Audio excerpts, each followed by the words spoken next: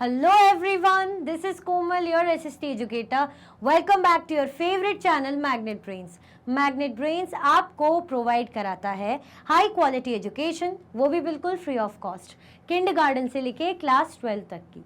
CBSE board के courses के साथ साथ आपको अदर स्टेट बोर्ड के भी कोर्सेज अवेलेबल है इन हिंदी मीडियम, जैसे कि UP board, Bihar board, Delhi board के कोर्सेज प्रॉपर सिस्टमैटिक वे में। कोई दिक्कत परेशानी आपको नहीं होगी। डेली प्रैक्टिस सेट्स के क्वेश्चंस भी मिलेंगे, प्रैक्टिस भी करते जाइएगा। ई बुक्स और ई नोट्स की लिंक आपको डिस्क्रिप्शन बॉक्स में अवेलेबल है, तो भटकने की बात नहीं बनती है। आपको क्या दिख रहा है, जो हमारा चैप्टर है लैंड फॉर्म्स एंड लाइफ, उसका करेंगे हम क्विक रिवीजन, यानी फटाफट से चैप्टर को रिवाइज करेंगे क्विकली। चैप्टर का नाम जैसे कि आपको दिख रहा है लैंड फॉर्म्स एंड लाइफ। ये जो अलग अलग काइंड्स ऑफ लैंड फॉर्म्स हम देखते हैं ना, चाहे हम माउंटेन्स की बात करें, प्लेन एरिया की बात करें, प्लेट्यूज की बात करें, ये सारा सब क्या है, ये सारे हमारे लैंड फॉर्म्स हैं। अब ये लैंड फॉर्म्स है, ठीक है, लेकिन ह्यूमन बींग्स, एनिमल्स, हमारा जो वेजिटेशन है, जो हमारा इन्वायरमेंट है ना, ये सब कैसे इन सब में रहता है। माउंटेन एरिया में लाइफ कैसे रहती है, इन्वायरमेंट कैसा होता है, प्लेन एरिया में लोग कैसे रहते हैं, इन्वायरमेंट कैसा होता है। तो लैंड फॉर्म्स के साथ साथ लैंड फॉर्म में जो लाइफ है, जो लोग रहते हैं, उसके बारे में भी हम देखेंगे। क्लियर हुआ? कोई कंफ्यूजन, दिक्कत तो नहीं है? तो भाई ये सब हम जानने वाले हैं। पहले तो आप क्या कर दो, जल्दी जल्दी से बिना किसी कंजूसी के लाइक और शेयर कर दो, है ना। कोई कंजूसी नहीं होनी चाहिए लाइक और शेयर करने में। दिल खोल के लाइक कीजिए और शेयर कीजिए। फिर स्टार्ट करते हैं हमारे चैप्टर का क्विक रिवीजन, ठीक है। चलो, a landform is a physical feature on the surface of our planet earth. Landform क्या है? फिजिकल फीचर है। लैंडफॉर्म फिजिकल फीचर है on the surface of our planet earth. Physical features ही तो रहते हैं लैंडफॉर्म, जो हमें नेचर से मिले हैं, चाहे हम माउंटेन की बात करें, डेजर्ट की बात करें, प्लेट्यूज की बात करें। Landforms take shape over millions of years and have a significant connection with the environment and life. Landform भाई टाइम लगता है, ऐसा तो है नहीं कि बन गए, पहाड़ बन गए वो तो एकदम से बन गया होगा। धीरे धीरे मिलियंस ऑफ ईयर्स लग जाते हैं इनको धीरे धीरे शेप होने में, और इनका एक बड़ा ही इंपॉर्टेंट रोल है किसमें? कनेक्ट करने में with the environment and life. ये क्या करते हैं? एनवायरमेंट और लाइफ को, इनके कनेक्शन में इसका क्या है, लैंडफॉर्म का एक इंपॉर्टेंट रोल रहता है। They can broadly be divided into 3 categories. Mainly ये 3 कैटेगरीज में हम डिवाइड करते हैं इन्हें, माउंटेन्स में, प्लेट्यूज में एंड प्लेन्स में। मेनली कैसे रहते हैं? 3 कैटेगरीज में डिवाइडेड रहते हैं, जिसको हम बोलते हैं माउंटेन्स, प्लेन्स और प्लेट्यूज। अब यहाँ पे देखो ये क्या है, दिस ड्रॉइंग इलिस्ट्रेट 3 लैंडफॉर्म्स। ये जो ड्रॉइंग है वो क्या इलिस्ट्रेट कर रही है? 3 लैंडफॉर्म को इलिस्ट्रेट कर रही है। 3 लैंडफॉर्म हमें इस ड्रॉइंग में दिख रहे हैं। ये देखो, ये जो जा रहे हैं, ये वाली जो है ये प्लेट्यूज है। ये क्या है? ये है प्लेट्यूज। ये क्या है? ये हमारा है प्लेट्यूज। ये जो है ये हमारे है प्लेट्यू। फिर ये वाला जो है, ये तो अलग ही दिख रहे हैं आपको, ये माउंटेन है, और ये जो नीचे दिख रहे हैं ये प्लेन्स है।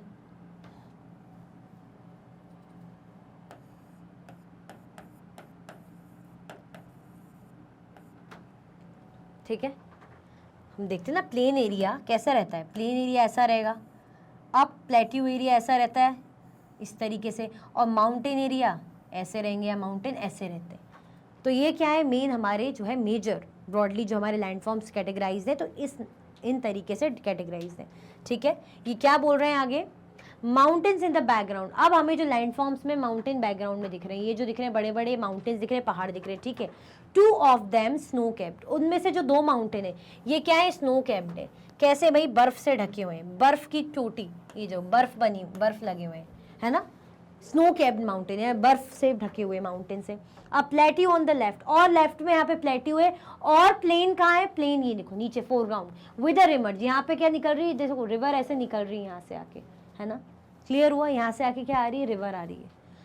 ये जो स्नो कैप्ड माउंटेन है ना, आप सोच रहे हो कि इसमें स्नो है, नीचे वाले माउंटेन्स में क्यों नहीं है? क्योंकि नीचे वाले माउंटेन्स, जैसे अगर समर का जब सीजन आता है, समर का टाइम होता है, टेम्परेचर थोड़ा सा हाई होता है, तो ये जो बर्फ़ होती है इन माउंटेन्स की पिघल जाती है और नदी वगैरह में मिल जाती है। लेकिन कुछ माउंटेन का जो चोटी है वो बहुत ऊंचाई पे रहते हैं, बहुत ज़्यादा ऊंचाई पे रहते हैं, कि हमेशा वहाँ पे बर्फ़ जमी ही रहेगी। तो इसलिए कुछ माउंटेन स्नो कैप्ड रहते ही हैं, और कुछ क्यों नहीं दिख रहे? क्योंकि उनकी जो बर्फ़ है, थोड़ा सा टेम्परेचर बढ़ता है, पिघल के नीचे नदियों में से मिल जाती है। क्लियर? चलो, तो हमारे लैंडफॉर्म्स ब्रॉडली 3 कैटेगरीज में डिवाइडेड है। Mountains are landforms that are much higher than the surrounding landscape. Mountain इस तरीके के लैंडफॉर्म होते हैं जो अपने आसपास के लैंडस्केप से ऊंचे रहते हैं, जैसे प्लेन एरिया यहाँ पे ऊंचे ऊंचे, फिर ऐसे ऐसे पहाड़ ऊंचे रहते हैं ना अपने आसपास के लैंडस्केप, आसपास के एरिया से। They can be recognize by a broad base, steep slopes and a narrow summit. इनको हम कैसे समझ सकते हैं, कैसे हम इसको रिकॉग्नाइज कर सकते हैं? ये जो हमसे क्या बोल रहे हैं यहाँ पे, ब्रॉड बेस, ये जो इनका बेस है नीचे से यहाँ से ब्रॉड रहेंगे, है ना, ब्रॉड बेस है। ऊपर जाते जाते कैसे हो जाते हैं, स्टीप, खड़े में ऐसे नैरो हो जाते हैं, ऐसे ही रहते हैं ना पहाड़, यहाँ से ब्रॉड रहेंगे, फिर धीरे धीरे ऊपर जाते थे नैरो हो जाएंगे, सकड़े हो जाएंगे, और जो इनकी ऊंचाई है वो कैसी खड़े में ऐसे रहती है, बिल्कुल straight. Depending on their height some mountains are covered with snow. अपनी हाइट, उनकी हाइट के अकॉर्डिंग, जैसे कुछ पहाड़ बहुत ऊंचे होते हैं, ज़्यादा ही ऊंचे होते हैं, कुछ थोड़े से नीचे होते हैं और थोड़े से न कम होते हैं, तो उनकी हाइट के अकॉर्डिंग, मतलब माउंटेन्स की कैसी क्या हाइट रहती है उसके अकॉर्डिंग ये किससे कवर्ड रहते हैं, बर्फ से कवर्ड रहते हैं। Other highlands with a lower height, less steep slopes and rounded tops are called hills. अब जो अदर, जो दूसरे जो हाईलैंड्स हैं, है ना, जिसमें जिनकी हाइट थोड़ी सी कम रहेगी, है ना, जो थोड़े से छोटे रहते हैं, और इनकी जो स्लोप्स भी कैसे से खड़ी चोटी नहीं रहेगी, है ना, ऐसे उनकी जो स्लोप्स है बिल्कुल ऐसे इरेक्टेड नहीं रहेंगे, थोड़े से ऐसे रहेंगे, ऐसे राउंडेड, इस तरीके से, उनको हम हिल्स बोलते हैं। हम, आप सोचते होंगे ना कि माउंटेन किसे बोलते हैं, ये हिल्स किसे बोलते हैं, शायद एक ही होता है, तो नहीं। अब जो हाई माउंटेन्स है वो बिल्कुल ऐसे रहेंगे, बिल्कुल खड़े में और ऊंचे ऊंचे। जो हिल्स हैं वो कैसे रहते हैं, उनकी जो स्लोप्स हैं वो इतनी ज़्यादा स्टीप ऐसे खड़े में नहीं होती, थोड़ी सी राउंडेड होती है ऐसे, क्योंकि कुछ पहाड़ में ऐसे दिखते हैं ना, जैसे मैंने अभी ये बनाए, और कुछ ऐसे राउंडेड दिखते हैं, तो ये छोटी हाइट के रहते हैं, थोड़े से कम, इनको हम हिल्स बोलते हैं। ठीक है, चलो। Most of the world's mountains are grouped in mountain ranges such as the Himalayas in Asia, the Alps in Europe and the Andes in South America. बहुत से जो हमारे वर्ल्ड के माउंटेन हैं वो कैसे ग्रुप्ड रहते हैं, माउंटेन रेंजेस। हम बोलते हैं ना हिमालय की रेंज, हिमालय की रेंज, रेंजेस सुनी होगी, माउंटेन रेंजेस। हिमालय की जैसे हमें रेंजेस दिखती, 3 हमें यहाँ पे रेंजेस दिखती हिमालय की, शिवालिक, हिमाद्री वगैरह जो हम बोलते हैं, middle range and all.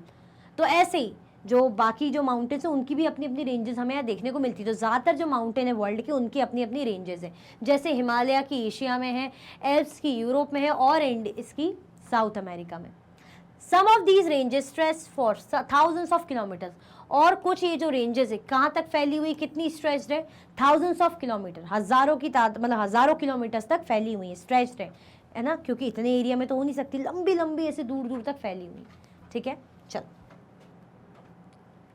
Mountain environment, ठीक है, माउंटेन कैसे होते हैं, क्या होते हैं, वो तो हमने देख लिया, लेकिन माउंटेन में एनवायरनमेंट कैसा होता है।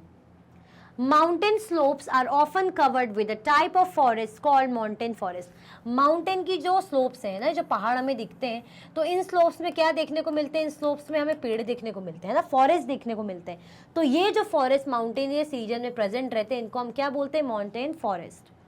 Where conifer trees such as pines, firs, spruce and deodar are common। जहाँ पे conifer trees हमें देखने को मिलते हैं, पाइन्स के, फिर्स के, स्प्रूस के और देवदार। These conifer trees grow tall and cone shaped। ये जो conifer trees होते हैं कैसे रहते हैं, ऐसे रहते हैं, कोन शेप्ड रहते हैं, और इनकी जो पत्तियां रहती, पतली रहती है और पॉइंटेड लीव्स रहती हैं। At higher altitude the trees give way to grasses, mosses and lichen. अब जितने जितने ऊंचे जो ऊंचाई पे जाएंगे, एल्टीट्यूड पे जाएंगे, यहाँ पे हमें क्या मिलते हैं, ग्रास मिलती, घास वगैरह, मॉसेस और लाइकन हमें मिलता है। ठीक है, तो माउंटेन इन्वायरमेंट के बारे में जान रहे हैं कि माउंटेन में इन्वायरमेंट कैसा होता है, कैसे पेड़ हमें मिलते हैं, किस टाइप के जो है हमें जो है घास वगैरह ट्रीज देखने को मिलते हैं। ठीक है, Deep forests, flowing rivers, lakes, grasslands and caves in the mountains are home to diverse fauna। अब चलो फॉरेस्ट हमें मिल रहा है, अच्छे घने घने जंगल हैं, नदियां हैं, लेक्स हैं, है ना, ग्रासलैंड्स हैं, केव्स हैं, जो है गुफाएं भी हैं, लेकिन यहाँ पे बहुत सारे हमें अलग अलग डाइवर्स जो है फौना यानी एनिमल्स बहुत देखने को मिलते हैं। ठीक है, अब एनिमल्स कौन से, जैसे हमें गोल्डन ईगल मिलेगी, पेरेग्रिन फाल्कन मिलेगा, कैनेडियन लाइन्स मिलेंगे, snow leopard, ibex, Himalayan tahr, mountain hare, yak, grey fox और ब्लैक बेयर। ये जो है ना, ये सब हमें देखने को मिलेंगे। कौन से किस किस का नाम है, चलो देखते हैं। ये पेरेग्रिन फाल्कन है ना, फास्टेस्ट एनिमल है वर्ल्ड का, है ना, बहुत तेज स्पीड से जो है उड़ता है। हिमालयन टायर, माउंटेन हेयर है, गोल्डन ईगल, कैनेडियन लाइन्स, ये याक है, आइबेक्स है, grey fox, leopard, black bear, ये जो पहाड़ों में मिलते हैं अलग अलग टाइप के जानवर। अरे ये बहुत फास्ट है, जैसे हम तो बोलते हैं ये चीता, लेकिन अगर बर्ड की बात करें, इवन इसको कहते भी बहुत फास्ट है, मतलब इतनी स्पीड से शिकार करता है ना कि स्लो मोशन में देखोगे तब दिखेगा, वरना पता ही नहीं चलता है कहाँ से कहाँ गया। मैंने देखा है ना, बहुत मस्त लगता है। सबकी अपनी अपनी क्वालिटीज़ हैं। अब life in the mountains, environment हमने देख लिया, पहाड़ों में जिंदगियाँ कैसे होती हैं, कैसे लोग रहते हैं। पहाड़ी इलाका होता है, दिक्कतें भी होती होगी। The mountain terrain is usually rugged और rough and has steep slopes. अब जो माउंटेन जो इलाका है, जो टेरेन है, वो कैसा रहता है, रफ रहता है ना, उबड़ खाबड़, खटर पटर उबड़ खाबड़ जैसा रहेगा, है ना। इसकी जो स्लोप से अच्छी ऊंची खड़ी चोटी में रहता है, तो आप सोचो रहने के लिए, फार्मिंग के लिए कितना ज़्यादा दिक्कत होती होगी। This means that regular farming can only be practice in some valleys. इसका मतलब ये कि अगर रेगुलर फार्मिंग करनी है तो कुछ वैलीज में ही पॉसिबल है। अगर रेगुलर फार्मिंग करनी है, आपको एग्रीकल्चर करना है, ज़्यादा से ज़्यादा करना चाहते, कोई फार्मिंग करता होगा जिसको इसी में इंटरेस्ट हो, तो कहाँ हो सकती है, वैलीज में ही हो सकती है। Cultivation is practice on the slopes by cutting steeps into the slope. अब क्या होते हैं, स्लोप्स को कट करके स्टेप्स में, मतलब स्लोप्स को क्या करेंगे, ये जो स्लोप्स हैं इनको क्या करेंगे, स्टेप्स में ऐसे ऐसे कट कर देंगे, सीढ़ी जैसा। अब जैसे आपको क्या दिख रहा है, ये सीढ़ी जैसी दिख रही है, लेकिन ये पूरा एक पहाड़ है ऐसे में, उसको कैसा सीढ़ी जैसा काट दिया, स्टेयर जैसा, स्टेप्स बना दी ताकि इसमें खेती हो सके। तो कितना प्यारा लग रहा है, मन कर रहा है वहीं जाके बैठो, कुछ खाओ बढ़िया सा, है ना। तो ऐसे ये जो लगी ना, ये जो जिसकी भी खेती कर रहे होंगे, वो लगा है, फसल लगी हुई है, यहाँ पे लगा रखा है, बढ़िया अनाज लगा हुआ है, और ऐसे सीढ़ी नुमा ये पूरा पहाड़ है, लेकिन हमें समझ में नहीं आ रहा होगा, हमें तो ऐसा लग रहा है कि नहीं ये तो फ्लैट है, नहीं, काटा जाता है ऐसे। This is called terrace farming, और इसको क्या बोलते हैं, टेरेस फार्मिंग बोलते हैं, सीढ़ी नुमा खेती बोलते हैं। In many mountainous regions of the world herding is the preferred occupation over agriculture. लेकिन जो हम देखा जाए कि माउंटेनियस एरिया में, माउंटेनियस रीजन में एग्रीकल्चर से ज़्यादा हर्डिंग होती है, मतलब एनिमल को पालना, पशुपालन यहाँ पे ज़्यादा चलता है, क्योंकि पहाड़ी एरिया फार्मिंग इतनी ज़्यादा सक्सेसफुल नहीं हो पाती। फिर भी करते हैं, लेकिन दिक्कत तो होती है उसमें, तो लोग क्या प्रेफर करते हैं, हर्डिंग होती है। Tourism is often an important source of income for the people living in the mountains. अब जो पहाड़ों में रहने वाले लोग हैं, तो उनकी सोर्स ऑफ इनकम किसके थ्रू हो पाती है, टूरिज्म के थ्रू। लोग आते हैं, है ना, बढ़िया आते हैं, नज़ारे वज़ारे देखने आते हैं, थोड़ा सा शांत रहने आते कि यार थोड़ा अच्छा लगेगा, पहाड़ों में आएंगे, बढ़िया घूमेंगे फिरेंगे, तो लोग आएंगे, टूरिज्म होगा तो गाइड भी चाहिए पड़ेंगे। तो जो लोकल लोग हैं वो यही काम करते हैं, स्टॉल वगैरह ठेले वेले लगाएंगे, सामान वामान बेचने लगाते हैं, तो थोड़ी बहुत इनकम उनकी इनके थ्रू हो जाती है। तो मेन जो कहेंगे ऑक्यूपेशन, जो चीज़ें हैं जो ज़्यादा फोकस करा जाता है, इनमें प्रेफर करते हैं हर्डिंग होती है, और टूरिज्म से भी थोड़ा इनकी इकोनॉमी के लिए बढ़िया रहता है। ठीक है, क्लियर। चलो, प्लेट्यूज। अब जो सेकेंड लैंडफॉर्म है, सेकेंड लैंडफॉर्म्स कौन सा हमारा, plateaus. A plateau is a landform that rises up from the surrounding land and has a more or less flat surface. Some of its sides are often steep slopes. अब ये ऐसा उठा हुआ रहता है, और उसका एक साइड में कैसी स्लोप रहती है, ऐसी स्टीप, बिल्कुल खड़े में इस तरीके से ऐसी स्लोप बनी रहेगी। Two examples of plateaus are Tibetan Plateau, the largest and highest plateau in the world, and the Deccan Plateau. जो दो एग्जाम्पल्स हैं हम प्लेट्यूज का कर लेंगे, बहुत ही फेमस। तो एक तिब्बतन प्लेट्यू, तिब्बतन प्लेट्यू क्या है, वर्ल्ड का, दुनिया का सबसे बड़ा और सबसे ऊंचा प्लेट्यू है। ठीक है, तिब्बतन प्लेट्यू वर्ल्ड का। और डेक्कन प्लेट्यू, ये मतलब एग्जाम्पल के तौर पे बता रहे हैं, जो इंपॉर्टेंट है। तो तिब्बतन प्लेट्यू हाईएस्ट और जो है लार्जेस्ट है, फिर हमारा डेक्कन प्लेट्यू आता है। Like mountains, plateaus are rich in minerals deposit. हाँ, लेकिन प्लेट्यू में एक चीज़ बहुत अच्छी है, इसमें बहुत सारे मिनरल्स मिलते हैं। प्लेट्यूज में भर भर के मिनरल्स रहते हैं, तभी तो इतनी ज़्यादा माइनिंग होती है प्लेट्यूज में। They have been called store houses of minerals. इनको क्या माना जाता है, मिनरल्स का स्टोर हाउस, कि जैसे खूब सारे मिनरल स्टोर करके रखते हैं, संभाल के रखते हैं ऐसे। द नोहेल क्या falls emerging from Cherrapunji plateau, ये क्या है, नोहेर कलिकई फॉल है, थोड़ा सा नाम है सो, जैसे नो कलिकल फॉल्स है। वाटरफॉल्स भी हमें जो है प्लेट्यूज में बहुत मिलते हैं, जैसे मैंने बताया ना मिनरल्स, तो वाटरफॉल्स के लिए प्लेट्यूज बहुत फेमस है, चेरापूंजी प्लेट्यू का। ठीक है, चलो। As a result mining is a major activity on plateaus. अब हमने देखा कि मिनरल्स का स्टोर हाउस है, खूब सारे मिनरल्स रहते हैं, तो जहाँ मिनरल्स होंगे तो वहाँ पे माइनिंग भी बहुत होगी। Where many of the world's largest mines are found, यहाँ पे वर्ल्ड की बहुत बड़ी बड़ी जो है माइंस हमें देखने को मिलती, खदानें देखने को मिलती है। जैसे for example the east African plateau is famous for gold and diamond mining. अब जो ईस्ट अफ्रीकन प्लेट्यू है, यहाँ पे गोल्ड और डायमंड भर भर के सोने और हीरे की खदानें यहाँ मिलती हैं। In India huge reserves of iron, coal and manganese are found in the Chota Nagpur plateau. अगर हम इंडिया की बात करें तो यहाँ पे अच्छा खासा रिजर्व आयरन का, कोल का और मैंगनीज का कहाँ मिलता है? छोटा नागपुर प्लेट्यू में। Many plateaus have a Rocky soil, बहुत से जो प्लेट्यूज हैं उनकी मिट्टी सॉइल कैसी होती है? रॉकी सी सॉइल होती है, which makes them less fertile, जिसके कारण प्लेन्स के कंपैरिजन में कैसे रहते हैं? ज़्यादा उपजाऊ नहीं होते, मतलब खेती बाड़ी के लिए इतनी अच्छी ज़मीन नहीं होती क्योंकि मिट्टी इतनी उपजाऊ नहीं होती। And therefore less favourable to farming, इसलिए फार्मिंग के लिए क्या रहते हैं? इतने फेवरेबल नहीं रहते। Plateaus are also home to many spectacular waterfalls, minerals के साथ साथ प्लेट्यूज में हमें बहुत खूबसूरत, बहुत प्यारे प्यारे वाटरफॉल्स भी देखने को मिलते हैं, जैसे कि अभी हमने यहाँ पे देखा चेरापूंजी प्लेट्यू का। ठीक है, चलो। Plains are landforms that have an extensive flat और जेंटल undulating surface। अब क्या बोल रहे हैं? फ्लैट सरफेस रहेगी, है ना, ऐसे सरफेस रहेगी, उसको हम प्लेन्स बोलते हैं। माउंटेन्स हमने देखे ऐसे रहेंगे, प्लेट्यूज थोड़े से ऐसे रहते हैं, प्लेन्स बिल्कुल plain. They do not have any large hills और डीप वैलीज, या तो इनमें से कोई बड़े बड़े पहाड़ ऐसे हमें देखने को भी नहीं मिलते, ना वैलीज हमें देखने को मिलती है। They are generally not more than 300 metres above sea level, height भी कितनी होती है? लगभग 300 मीटर, सी लेवल से लगभग 300 मीटर ही ऊंचे होते हैं। Flood plains are one type of plains formed by rivers originating in mountain ranges where they collect particles of rock, sand and silt called sediments। Flood plains होती हैं, है ना, जो क्या होते हैं? ऐसे प्लेन, नदियाँ आती हैं माउंटेन से ओरिजिनेट होते हुए आती हैं तो प्लेन्स में जाएगी। अब नदियों अपने साथ, जो नदियों में क्या क्या चीज़ें रहेंगी? पार्टिकल्स कलेक्टेड रहते हैं नदियों में, खूब सारे पार्टिकल रहेंगे रॉक के, सैंड के, सिल्ट के, जिनको हम सेडिमेंट्स बोलते हैं। तो नदी आती है बहते हुए, तो नदी अपने साथ ये पार्टिकल्स भी लेकर आती है जिनको हम सेडिमेंट्स बोलते हैं। ठीक है, ये क्या है भाई? ये वर्ल्ड मैप है जो क्या दिखा रहे हैं? माउंटेन रेंजेस, प्लेट्यूज और प्लेन्स। वर्ल्ड मैप क्या दिखा रहे हैं? माउंटेन रेंजेस, प्लेट्यूज और प्लेन्स। ये देखो, इस कलर में हमें प्लेट्यूज देखने को मिल रहे हैं। ये जो है, ये जो कलर है ये प्लेट्यूज के लिए, ये वाला जो है मतलब ब्राउन कलर प्लेट्यूज के लिए, रिवर के लिए ग्रीन, और माउंटेन रेंजेस जो है ऑरेंज कलर में। ये देखो, ये यानी अगर ग्रीन आपको दिख रहा है तो ये रिवर प्लेन है, ये जो ग्रीन दिख रहा है ये रिवर प्लेन है। देखो, नाइल, यहाँ पे इंडस, है ना, यहाँ पे यांगजी, मिसिसिपी, और ये जो है ऑरेंज कलर में माउंटेन रेंजेस, जैसे यूराल, एटलस, तिब्बतन, रॉकी, इस तरीके से। क्लियर? चलो। These sediments are carried all the way to the plains where the river deposit them, making the soil very fertile। अब ये जो सेडिमेंट्स है, हमने देखा ना कि ये जो नदियाँ हैं पहाड़ों से आती हैं, पहाड़ों से अपने साथ में क्या लेकर आती है? इसमें रेत भी रहती है, इसमें स्लिट भी रहती है ना, इसमें सैंड भी रहता है। अब ये सब चीज़ें तो रहेंगी, ये सेडिमेंट्स जो पार्टिकल से इकट्ठा हो जाते हैं, डिपॉजिट होते जाते हैं, है ना, प्लेन्स में डिपॉजिट होते हैं, जहाँ पे रिवर डिपॉजिट कर देगी उनको।